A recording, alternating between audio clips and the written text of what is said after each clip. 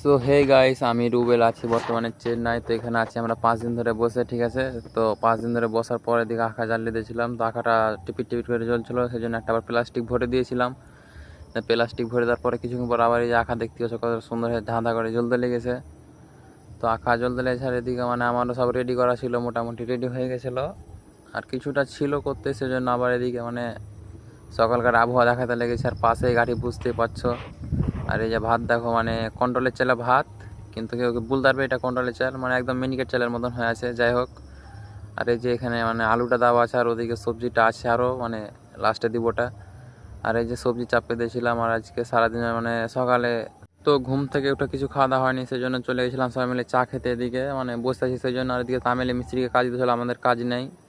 আর এখানে মানে একটু বসেছিলাম, দেখো সে বালি আসবে, কোম্পানি ফোন করেছিল, দিয়ে বালি আসার জন্য আর গেলাম না চা খেতে। এখানে বালিটা ফেলে দেবো, তারপরে যাবে, মানে এখানে ঝাড় ঝেঁটা দিতে হবে।